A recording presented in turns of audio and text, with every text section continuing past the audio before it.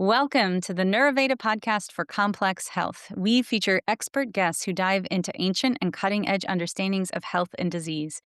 These conversations are about food, lifestyle, and medicine just as much as about nature, culture, and politics. I'm Gillian Ehrlich, family nurse practitioner, certified in Ayurveda and functional medicine, coming to you from our clinic, Neuroveda Health, which is in Seattle, Washington. And I am thrilled with our guest today.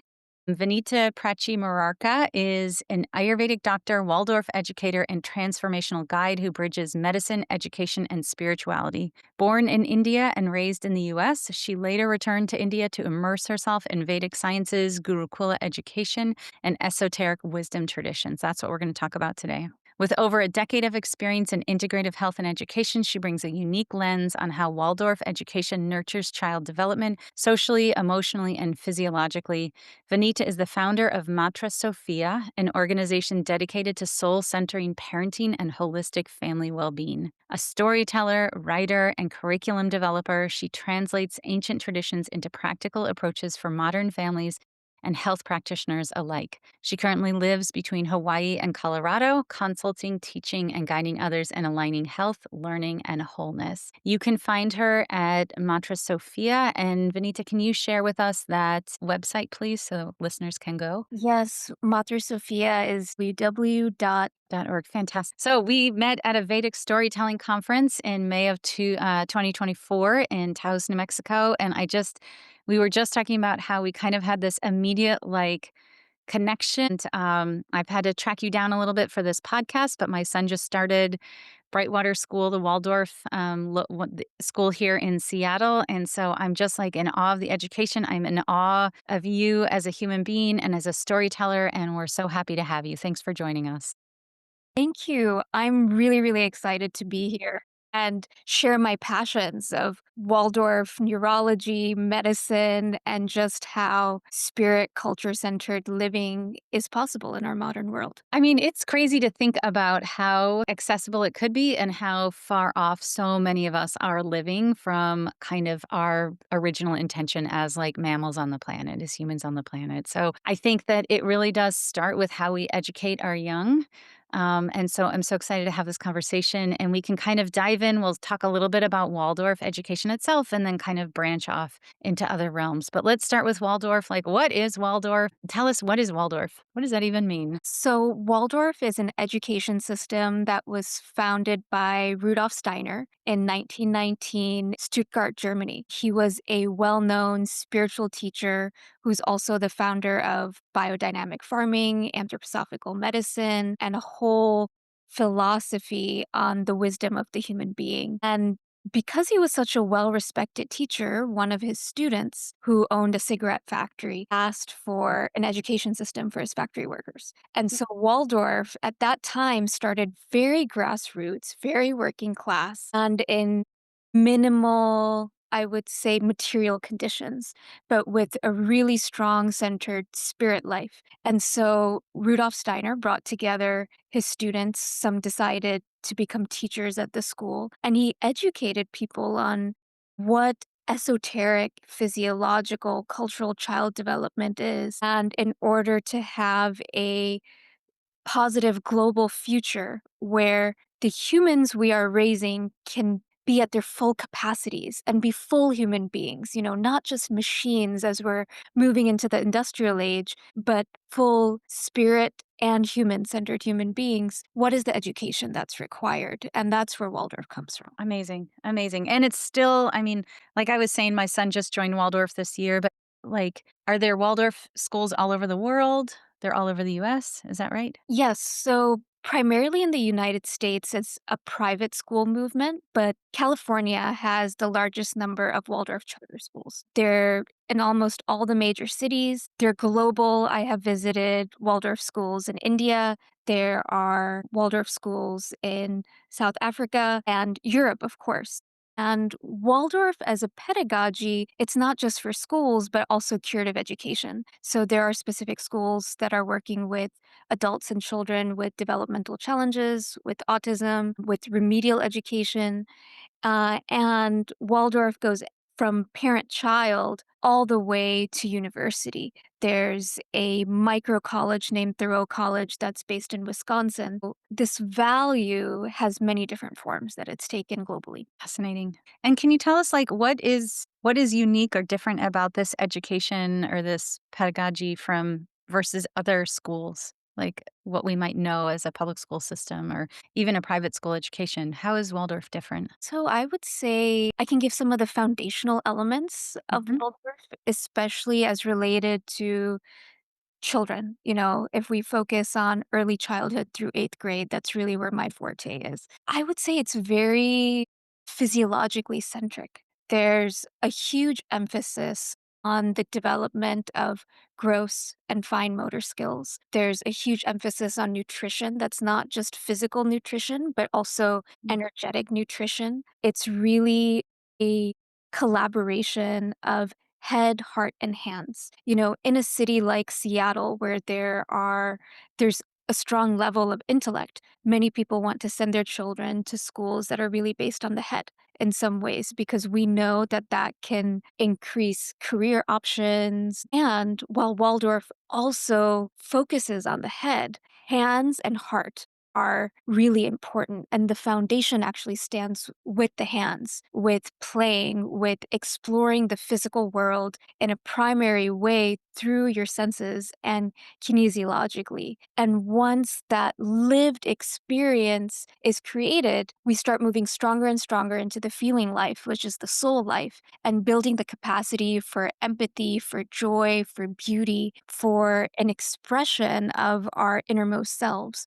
Once that foundation is created of physiology warmed by the heart, then the thinking has the ability to really be empathetic, human centered thinking. And there's higher orders of thinking that are connected with the physical world and with the emotional life. So, this is where we're talking about a full human being who is looking at becoming good, beautiful, and true. Like these are three qualities that are developed by the 21-year cycle and willing, feeling, and thinking, head, heart, and hands. Amazing. And so can you walk us through kind of each grade level and kind of what the missions are of that age? Yeah, so I'm going to refer to some of my notes here because I want to make sure that as we're going through the grades and early childhood that I'm going through all the major points. Waldorf is very spiritually centered.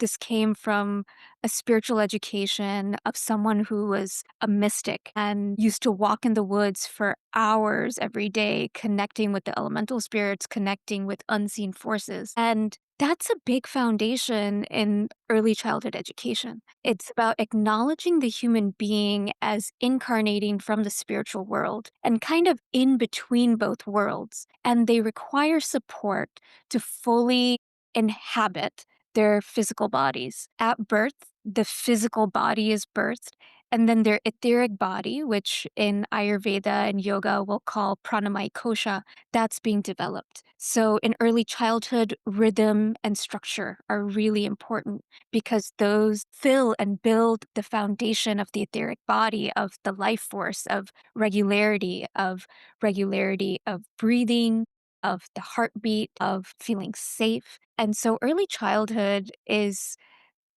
Ayurvedically, I'll say, really this kapha moon aspect where there's a really strong holding of this divine mother quality that's present. And it's really an opportunity for the child to explore the spiritual world, begin to understand physics through dropping things and hearing their rattle fall. And it's about starting to build a connection with this new planet that they're on, planet Earth, and what it's like to be a human that is breathing, rolling over, crawling, walking, playing with their hands. And early childhood is very play centered, it's very social centered. It's about the child moving from an individual who is with their parents and in the family system to starting to become social and problem solve and explore and test their boundaries by building forts and stacking up chairs and seeing how much they can do without things crashing down, you know? So it's really this foray into the exploration of nature. And there's so much more that can be said about that. One of the ways that we work with the laws of nature is through fairy tales, stories that come from mystery school traditions that come from different cultures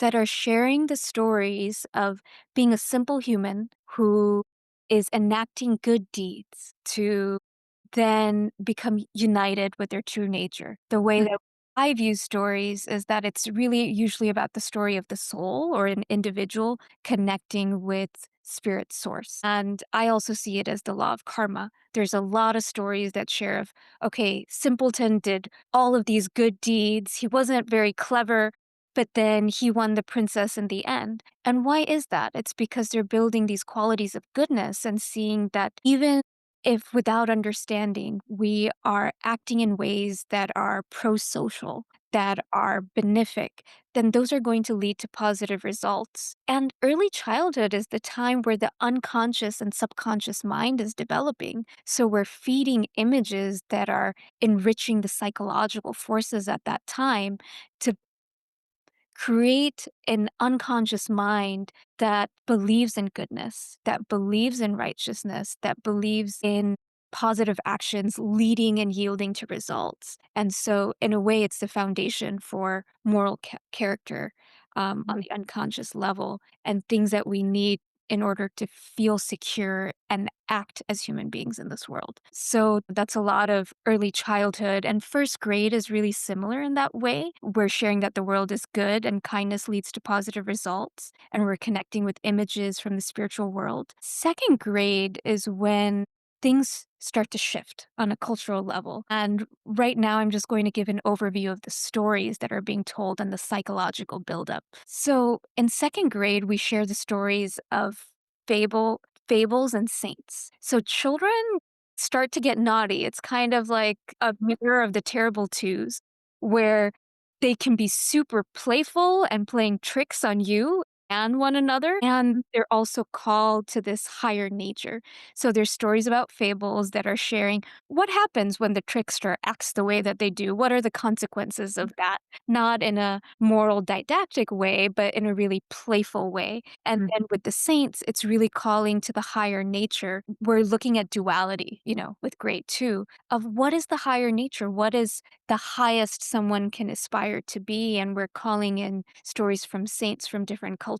So when I was a second grade teacher, I brought in stories of Mother Teresa, Sri Aurobindo and the Mother, St. Francis, St. Clare. We're calling in the highest moral capacities at that time and giving voice to both. And right now, I'll also share a little bit about the physiology, where children are learning to read and write in first and second grade. And there is an emphasis on cursive writing in second grade because we know that cursive writing actually helps connect neurons in a different way than print writing.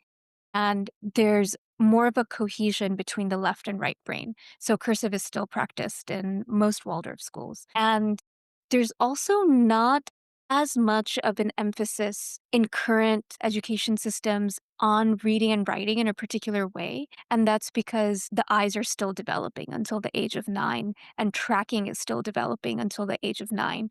So if a child is having difficulty with reading and writing, we're also looking at what are the physiological processes that are taking place and knowing that there doesn't really have to be any remediation until after grade 3 because physiology will catch up and all children grow at slightly different ages. So we're working on movement and tracking and integrating the left right hemispheres, the left and right body, different midlines, different planes. And we know that that'll lead to reading, writing, mathematical outcomes as that physiology really comes into cohesion. So now moving into third grade from a storytelling perspective, third grade, the 9-year change is when children leave the etheric body of their mother. They start to individuate. And so there's this psychological aspect of being on earth. like separate from the parents and starting to become an individual. And that's where primary survival skills, which are anthropological, which are cultural, are really important. Those are skills such as being able to grow your own food, to be able to cook, to be able to build one's house. And so there's a really strong emphasis on those skills. Building a shelter, that's also where the child is starting to become aware of their body, their own shelter in a totally different way than they were before. And this is where creation stories, the Tanakh, the Old Testament in Christianity are really important because it is talking about what are the skills that were needed to survive on earth and what were trials and tribulations people faced to survive. And this is again about being an individual walking on earth. Fourth grade is really about local geography, local culture. The concept is I am here in a very specific place. So it's about locating oneself in one's own locality, in one's own geography, and then being able to have a sense of roots from which to go out and explore. It's really about becoming aware of the present time. And it's also an expansion of moving beyond just one's own shelter, one's own tribe to what's around me. So there's this strong sense of center and then going out. This same sense of center that we're talking about is also exemplified in a different way through studies that have been done in the San Francisco high school system, where children who are non white, usually Hispanic, Black, there's studies that show when there are stories, when there's an education of cultural relevance that really affirms someone's own identity and one's own location and one's own culture, there's better understanding of self, there's higher self esteem, and there's better overall educational outcomes. So, this is again about placing oneself within one's own locality, within one's own culture, and one's specific geography of where you are. Can you talk a little bit about like window stories versus mirror stories? Yes. So this is what I wrote my master's thesis on. Window stories and mirror stories. So mirror stories are a mirror of I am able to see myself. My culture is represented, the food that I eat, the words that I use. I have this sigh of relief of feeling really acknowledged. This is where my inner identification can go fully. This is why it's really important to have female lead characters in children's books, to have diverse children's books where there are Indian characters, East Asian characters, Indigenous characters, Black characters, Mexican characters. I'm speaking a little bit more about, West Coast, because people need to feel that they belong, that their stories are told, that their culture is important, that they're seen and they're understood. And that's a foundation of feeling valued in the world.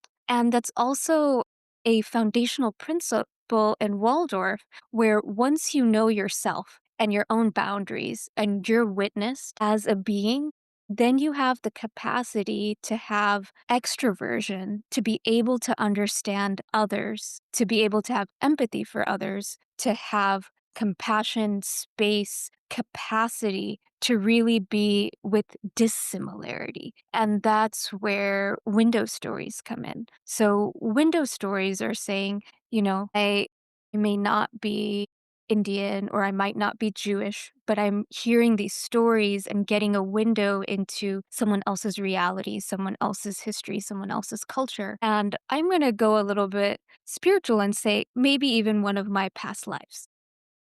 That's Mhm. becoming a window into that aspect. And we know that window stories are really important for building a strong multicultural society, one that is respectful of difference and acknowledging and seeing value in difference. Um, and it's really important to build this capacity of It's really interesting when I think about it because, sort of like historically what education has looked like, when you look at even like US education, like US history courses, we're learning about presidents and we're learning about governors, we're learning about people who have held power and kind of the choices or policies that they've made. And in this country, obviously, in except for Barack Obama, our presidents have all been white and male. A lot of our governors have been, not all, but a lot of them historically have been white or male. People who are making policy, who were in the FBI, who were, were white and male. And so I can see how at some level, if those are the stories that you hear over and over and over again, we always children are so centralized in their own story that that there can be a component where that becomes a mirror story, but you're just in a different place in that mirror, like you're invisible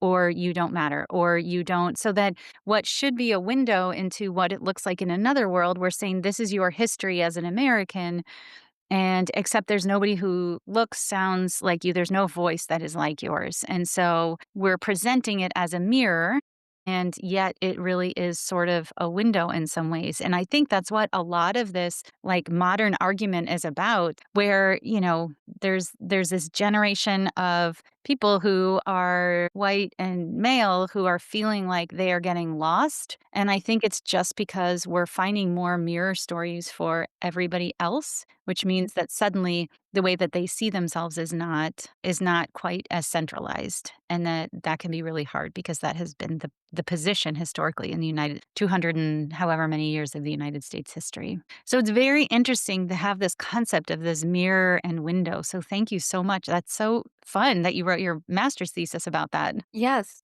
I see Waldorf personally, and I don't think everybody does. Mhm. But my view of Waldorf is a decolonized, more indigenous form of education where it's not about white supremacy or centralizing patriarchy or the values of industrialization. I think Waldorf is really building more of an awareness and acknowledges how important handicrafts are, how important kitchen is, how important the arts are, things that are traditionally more feminine. And these are also not stories that are heard of very often, when we're talking about the media or, um, common historical narratives. And this is where, as we've talked about curriculum and the kinds of stories that are shared, Waldorf doesn't come with a set of prescribed stories or textbooks that every teacher is using that gets passed down to every third grade. Waldorf is usually a system where you have one teacher, at least in grades, who starts in grade 1 and is with those children until grade 8. At least in the United States, just because of the rigor of what's required, sometimes you can have a separation between grades 1 through 4 and then 5 through 8, something like that. But that's because the teacher is getting to know the children who are present with them fully. We start off with house visits. We're visiting their home, we're visiting their families, we're having an understanding of how their family system works and what their values are. And then there's this etheric, energetic connection that develops. We could say there's a heart, there's love. Rudolf Steiner said that the most important quality in a teacher student relationship is if there's love. Mm. The teacher love the student?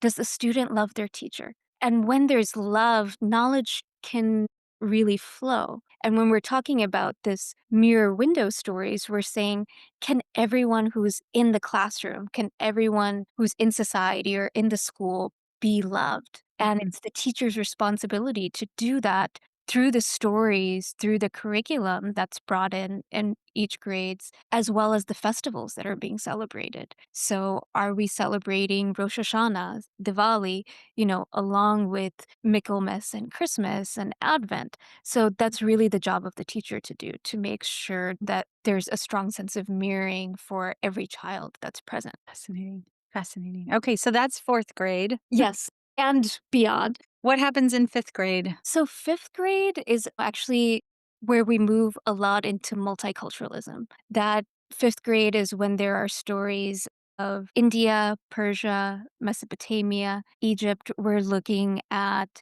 really vibrant ancient civilizations, primarily from the Eastern world. There are some educators who are looking at how do we incorporate more Chinese, Japanese, Korean history, as well as, I would say, East Asia as a whole. That's what's kind of missing from an overall Waldorf education in a lot of places. But it's really to help bring in these qualities of myths, stories, mystery school teachings, understanding previous culture, and how to move from the spiritual world to the material world.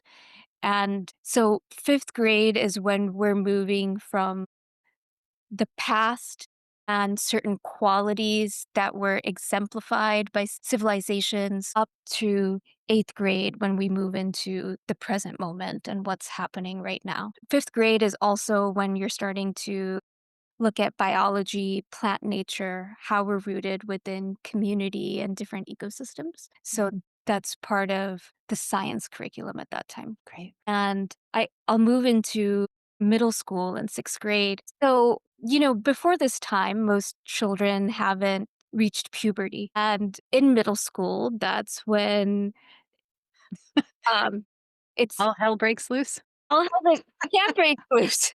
You know, that's when hormones are fluctuating, there's more dynamics around sexuality, sensuality, bodies are changing, voices are changing, and it can be a very confusing time. Mhm. So the Waldorf curriculum addresses that really subtly. That's when it's time to have chemistry, physics, Huh. chemistry, like it's that archetypal of hormones are changing, your chemistry is changing.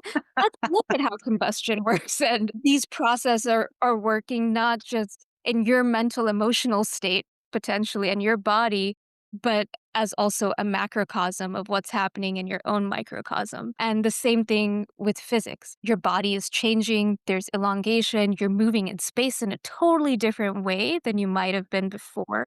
And now that your intellectual stream is more developed, how again does that microcosm relate to the macrocosm? Sixth grade is also when we're moving into the Roman Empire and the Greeks. The Greeks come first and then the Romans. And this is moving into a sense of a different type of individuation. We know that the cultures that I've spoken of before are more collectivist cultures. Greek and Roman culture, even though they're collectivist, they're moving towards more of a sense of individual identity, individual autonomy, really putting specific types of conquering nature at the forefront. And if you've met a vivacious middle schooler, they are ready, they are fiery, they can have this quality of wanting to take on the world, Yeah. conquer, So there's stories that are sharing that experience of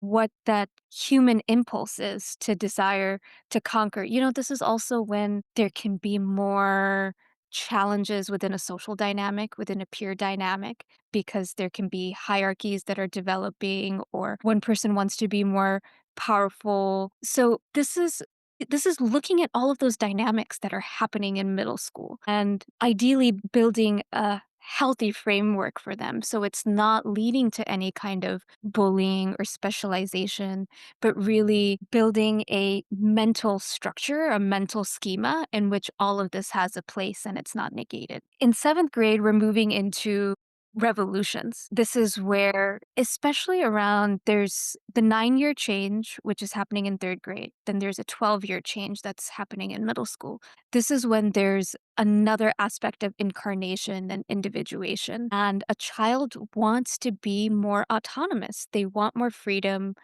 Um, this is where often you're going to your friend's house by yourself. There's less time with authorities. And the revolution time, that's all about that of saying, I don't know about this authority, I want to be my own authority, or like Yeah. we as a group want to be our own authority. And so it's again giving voice to that revolutionary impulse of wanting to have the authority inside oneself and not outside. And so there can still be love for the teacher, there can still be love for the parent, but there's this other kind of love and self expression of saying, okay, you filled me, you've filled me with your values and I've integrated them. And now I want to express mine. I want to express who I am as an individual, or we want to express ourselves as a whole group and what we can accomplish. And in a way, it's a little bit of that mirror of third grade, Mm. second grade of, okay, I've incarnated, I have higher and low lower impulses, and I want to have progress for myself and for humanity. So how do we do that?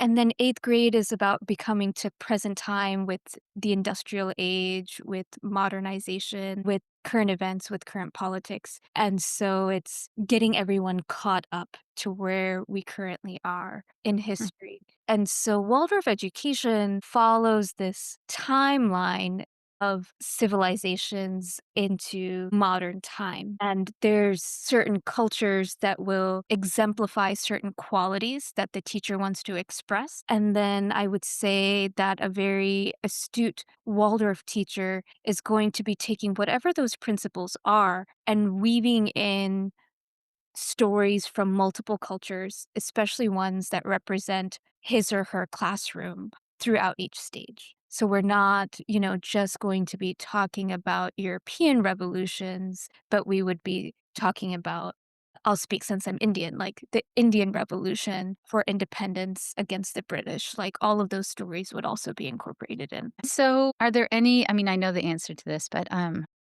for the sake of a conversation, we have to start somewhere. Is there any digital how is digital, like, how are electronics and screens used in Waldorf? So I would say the ideal Waldorf school doesn't have any screens. There's very low digital use. Nowadays, some things will be introduced in middle school, but definitely Waldorf high schools do have digital technology, but it's not emphasized. And it's because Waldorf is really about becoming a producer, about being a creative human being who is an agent. We're being enriched by things such as handiwork, which is about, can I knit? That's also helping left and right brain development. But children are making their own scarves, their own mittens. They are making their own clothes. They're making, this isn't exactly handwork, but they're making their own shelters. And that's about saying, I can provide for myself, Mhm. know how to take care of my body, take care of my vessel, and take care of myself. I don't need somebody else doing that for me. And we also know, especially as we move into more and more of a media centered society, that social media, has been designed to manipulate people's unconsciousness, their vulnerabilities, their emotions, and prey upon insecurities. And it really goes into building idealized forms of body, of look, of specific ways of being that aren't inner centered, like what one's own qualities as a human being. So within Waldorf, in most schools, it's digital free, and it's encouraged that it's digital free at home as well. And this is to really create an opportunity for children to play, to be out in the natural world more, to create things with their hands. Children in Waldorf schools are building their own books and writing in their own books. The teacher is providing stories, providing beginnings, but then children are creating it themselves. And that's extremely empowering that one is able to write their own book, to be an author of their own stories, to have their own perspective, to create their own drawings. Sure, they might not look as polished as something that's in print, but I really think this is very anti capitalist in the way that it's about being a producer versus a consumer first. And the sooner we put children on screens, the sooner they become consumers of, I want to say, corporations. It's not necessarily beings who have the best intention in mind. We're looking at attention span. Also, being on screens affects neurological development, it affects social development, speech. Like all of those processes can be hindered. There's also the neurological breathing development of when a child is looking at a screen, how is their breathing affected? I do think, and I'm sure there are studies on this, that children who have more screen time have greater anxiety. That's a really interesting question about how children breathe differently. I'm making myself a note because I really wanna know that breathing changes. That is fascinating. Yeah, that's fascinating. I mean, absolutely, I believe that. to be true. And it's interesting, there's, in my life as a nurse practitioner, part of my interest has really been in public health. And one of my mentors, Stephen Bizruchka, who's a part of the University of Washington Public Health Department, he's in his 80s and used to be an emergency room doctor and did a bunch of built clinics in Nepal, 10 miles from the road. And so one of the things that he quotes is that apparently in October of 1972, I think it was 72, there was basically an article in, I think it was called like Business Week or Inside Business or something like that. It was a business magazine that was very popular at the time. It might still be. But it basically talked about how we have to we have to somehow convince the American citizen that their greatest worth is as a consumer. That if we were going to continue growing the economy, that we had to somehow manufacture value as being a person who consumes, who buys, that your happiness equates to things that you purchase, that a new car will make you happy, that a new dress will make you happy, that an appliance will make your life better, that, the idea that once you spend money, you're not necessarily just buying things that you need, you're really buying happiness and satisfaction and belonging. And keeping up with the Joneses is really, all about the things that you have versus like the things that you are, the things that you do. It's really interesting to me. I don't feel that inherently for whatever reason Mhm. inside of me. I don't feel any sense to kind of keep up with the Joneses for what other people have. I think, great, seems like a lot of work. Get a bigger house. That's a lot more toilets to clean. That's nothing I want to be a part of. But I think about like how intentional it's been in American culture to create consumers because consumers drive a capitalist economy. It's so fascinating that Waldorf says we don't need any of that. We're going to make producers with the handicraft, which I'm already seeing.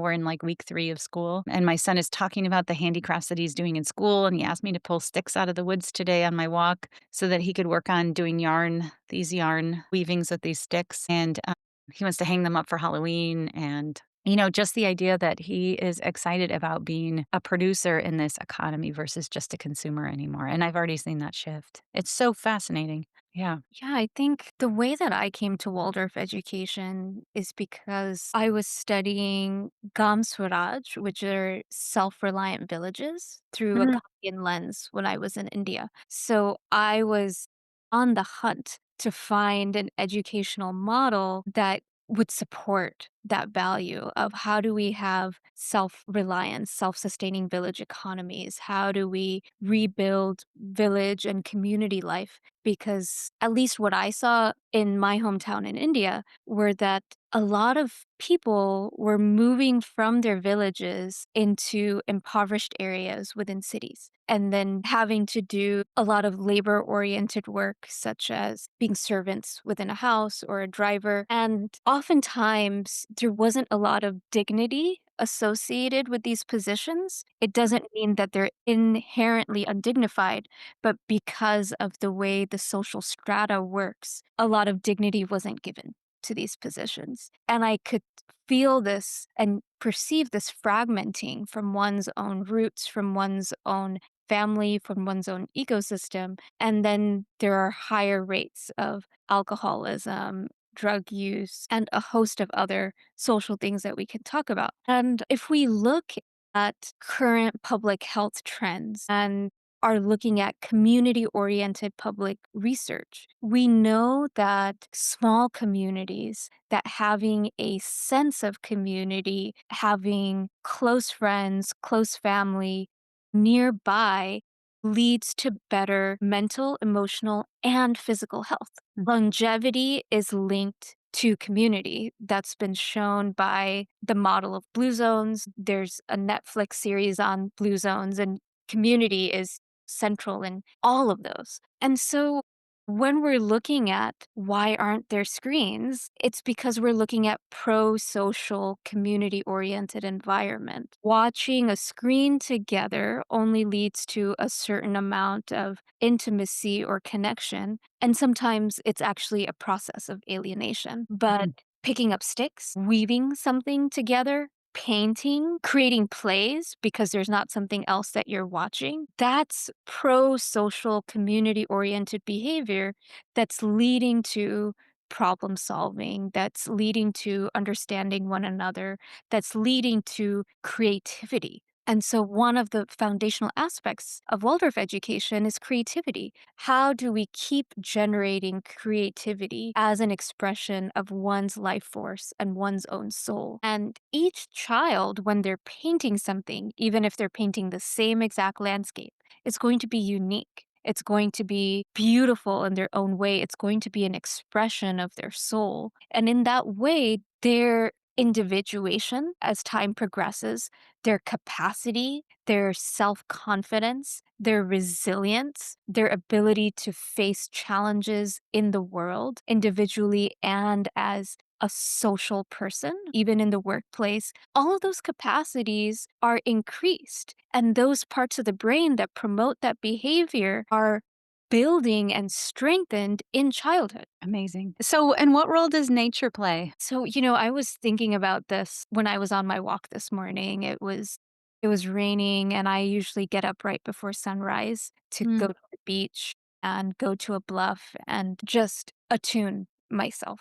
And I'll say, what role does nature and the five elements play for all human beings? It's connection to the earth, to a greater sense of well-being. I think we begin to recognize that there's a reciprocal relationship between the earth and ourselves. We're also utilizing different things from earth, from nature to build. On a child development level, I used to work at a kindergarten that was outdoor based. mm, And children would go out, rain or shine, even if it's pouring. And what I realized is that this helps build resilience, capacity, tolerance. It helps build the etheric body, the energetic body to be with nature. It's building physiological capacities of gross and fine motor skills. In a lot of countries, and even I would want to say microcultures in the United States, people do have a connection with the elemental kingdom, with mm. fairies, gnomes, with unseen beings.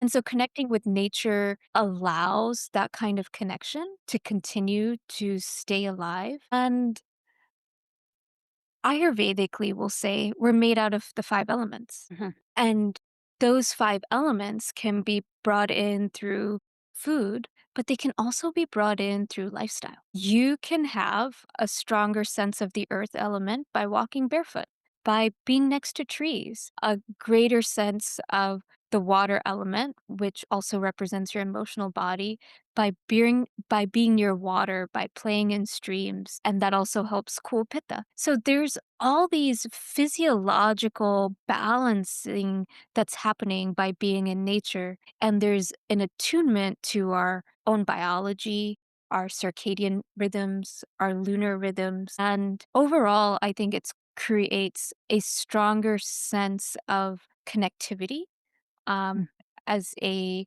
biological, global, natural mammalian being. And it is harmonizing oneself. So I would say I think the greatest benefit of nature based is the harmony that it creates, as well as an understanding of cycles, which we know, when we're talking about capitalism, things are about linear growth and exponential growth. And there aren't that many seasons and cycles that are as apparent. So this is about really having that direct connection with one's own place on the earth. Fascinating. There's one more thing that I wanted to share that I was thinking about. It also affects the microbiome. Correct. Right. Yep. We know that the microbiome is essential to digestion, to our happiness, to overall health and functioning. And so when we're in nature, our microbiome is healthier and more diverse, more resilient. And then secondarily, there are studies that show that there are specific aspects of one's own genome that are activated by working in one's own cultural practices in nature, like Mm, farming the same kinds of foods that your ancestors would. So mm. I also think that being in nature builds this connection to one's own ancestry and lineage. Amazing. Amazing. And I've heard it said before, Keisha Ewer is one of my mentors, will say this that, we have a microbiome in our gut that we often talk about in functional medicine, especially. And yet also we are a microbiome. We as individual humans are often we can consider ourselves the microbiome of the planet. So, Mm, we contribute with our 8 billion people to the microbiome of the planet. So it's a very reciprocal relationship. thank you. That's an image that I'm going to take and definitely think more about. Yeah, it's a fun one. I mean, I didn't make it up, but I have also remembered it. So, there are some criticisms of Waldorf, and I'm wondering if you can kind of walk us through what some of those have been and how we can think about them now. So, I think there can be some criticisms of Waldorf in terms of racial inclusion, and we can also say economic inclusion, especially in the United States, because most Waldorf schools in the United States are private, and that allows accessibility to a specific group of people. I also want to say there are racial biases within the education system in the United States as a whole, since we're talking about education in the United States. So, keeping that as a context, Waldorf started in 1919. Rudolf Steiner gave lectures in German to people who wrote them down through their own filters and through their own understanding. And these lectures were translated into English by people with their own understanding and their own biases and their own connection with the teachings. So, in that translation, I think there have been spaces where we could say there's kind of this epitome of the Roman Greek ideal, potentially to the diminishment of other cultures and people of other ethnicities. I don't think it has to be that way. I think there can be certain misunderstandings that are there that then are perpetuated through the way things are taught. Waldorf tends to be white and Christian. That's where the teachings are showing up of educators in the United States overall, but not exclusively. One of my mentors, Antje Boyarsky, she studied Waldorf education in Germany. She's German, and she created a whole multicultural curriculum for the Sebastopol Charter School, as well as other schools within Northern California. So I Mm. think the deeper understanding one has of the concepts, the more they're able to expand on it and work with it. I'm going to, stick up for the teachers in a way that being a Waldorf teacher is extremely, extremely rigorous because we are recreating curriculum or creating a new curriculum, not even recreating. We're creating a new curriculum every year. For first grade, then there's a whole curriculum that's created for second grade, for third grade.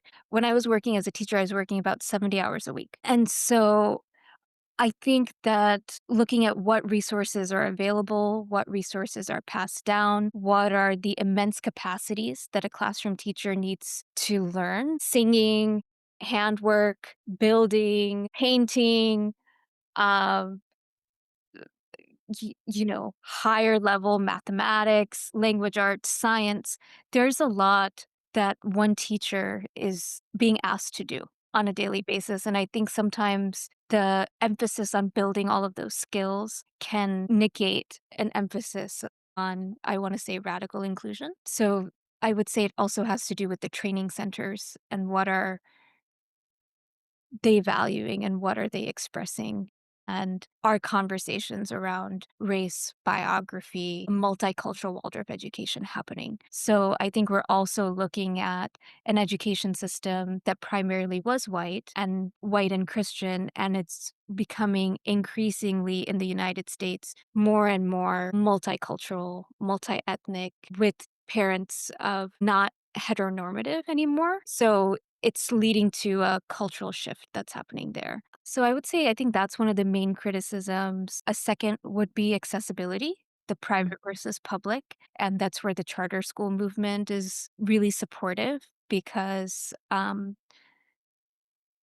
Waldorf's pedagogy is different than what the current state standards are or requirements, it takes more work to move it within a charter school direction or something that's accessible to everyone. Also, supply costs are expensive. The paints that are being used, all the building material, all of this can add up. So that's why, because there's such a heavy orientation towards the arts and also crafts, there's a larger expense often, unless it's being subsidized by the state or anyone else. Um, I remember there was a third I think the third criticism could be that in some schools, children with special needs might be unsupported or might not have the same support that they do in a public education system. And that again, that has to do with levels of funding and I think individual teacher capacity and just the way that schools are structured. But I think it's from what I've studied across multiple types of methodologies, it is the most physiologically sound and robust. And everything depends on the school culture, Mhm. teacher, the relationality. So there's a lot of factors that go into how that relationship of love is being developed with the teacher and the student. Great. Fascinating. Fascinating. So we're almost out of time today, but I do want to talk a little bit about the Gurukula system from India, and I'm curious your experience, your training, and kind of what is Gurukula? How does it work? What can we So, guru means teacher, and kula means family. So, it's the family of the teacher. Mm, Within Indian system, children, mostly males, but there's exceptions, would go to study with their teacher at their home when they turned a certain age, whether it was 9 or 12. And they would be in nature, bathing in rivers, picking up sticks, building fires, taking care of all the household chores, mm, cooking with one another, and then they would be learning scriptural teachings, medicine, arts, whatever their guru is teaching them, martial arts, from that teacher. In the modern day, what I've seen is there's something called 64 kalas, which are the 64 arts. mm, And a Gurukula system will teach all of these arts, or there will be different teachers that come in, and all of these arts will be taught. And mm. that's what was taught to the princes and princes, oftentimes within India, like, they made sure that they knew all of these arts. One of our common mentors, Dr. Ramkumar, who's the founder of Vaidyagram, he came from a Gurukula Ayurveda system. And my understanding of what he shared is it leads to a greater sense of bonding with one another, a connection with your teacher, and there's a transmission quality Mhm. that is there. And even within Waldorf education, it's said that the higher bodies of the teacher will work on the lower bodies of the student. So Mm, teacher's mm. etheric body is going to support the physical body of the student. The teacher's intellectual body or manomai kosha is going to support the pranamai kosha etheric body of the student. So there is health that's being developed, there's being love that's being developed, and there's really this sense of welcoming a whole human being. It's similar to an Athenian educational model in which there's an understanding of languages, mathematics, animal husbandry, farming, handicraft, everything that's required for us to be a human being. Fascinating. Wonderful. So we've talked today, really, we've walked through the first kind of like early childhood and kind of the stages of moving from the ethers as a spirit out of a droplet out of the ocean of consciousness and kind of moving into a body and kind of over the first 8 years of education, formal education, first through eighth grade, how that goes. And we've talked a little bit about the history of Rudolf Steiner and some of the other things he's been involved with. We've talked about the Gurukula system and kind of true education and the role of nature. Is there anything else that you'd like to kind of add to round out this discussion at this point? I would like to share that I think home life and nutrition are really important, where there's only so much that a school can do. A school is a microcosm of the macrocosm ecosystem, and each family is a node in that aspect. So, the kinds of practices that are shared at home to foster music, to foster play, to foster imagination, the kinds of skills that are used within conflict resolution, within Mm, parenting, or within the greater community, all of those have an impact on the child's physical, mental, emotional, spiritual forces and how they're being developed in their unconscious, subconscious, and conscious mind. mm. So I think the role of a parent, as well as any extended family members, whether they're biological or not, is really crucial. because this is about a village cohesive system in which a child is being supported by an entire community Mm. that's raising them. And so I just really want to emphasize that it takes a village to raise a child, and that education is not only in school, but it's being entrained and mimicked through all the interactions, especially in early childhood. Early Mm. childhood is the time where a child is learning through imitation. Absolutely. Fantastic. Great. Well, thank you so much for being here with us today. I do want to put a plug in that you have a book coming out in the spring. Can you tell us a little bit about your book? Yes. So I have a book called Wisdom Stories of India coming out with Shambhala Publications children's branch, which is called Bala Kids, that'll Mhm. be released at the end of May next year. And it's part of a trilogy. I'm focused on the second book, but the first one are stories from Tibet, and the third one is stories from Japan. And I'm really excited because for me, this was really an opportunity to put the windows and mirrors stories into practice and really share stories from multiple religions that are practiced in India and share stories that I remember from my childhood and through storytelling traditions from my teachers in India. So for Mhm. me, it's this like really beautiful expression of my own journey of cultivation. But I also think the stories are so enriching because we really tried to balance out lead female and male characters and have stories where if someone feels abandoned or is adopted, like what are positive things that can come. So we've been very intentional by the way we've created it. And the illustrations by Wensu, they are filled with feeling and soul and Mm. detail, Mm.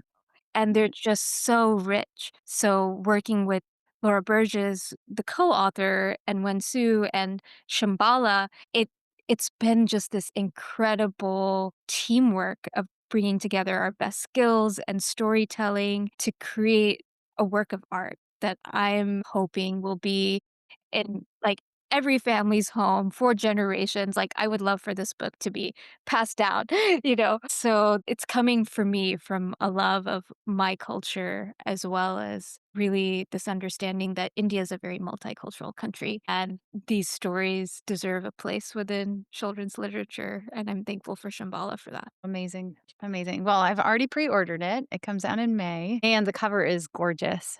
It's just really beautiful. Really beautiful. Thank Yeah. you. Congratulations. I just wanna share there's subtle details even within the cover that represent all the religions that are here. Mm. Interesting. So, that can be for another conversation. Cool. Okay. Let's have that.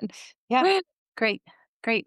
Well, Vanita, thank you so much for being here with us today and talking about education and specifically the Waldorf system. And we love that you've joined us today to discuss how to make our whole world medicine. We rise or fall together and are committed to sharing knowledge and insight that empower us and our communities towards greater health. Thank you for listening to the Neuroveda podcast for complex health, and we'll see you next time.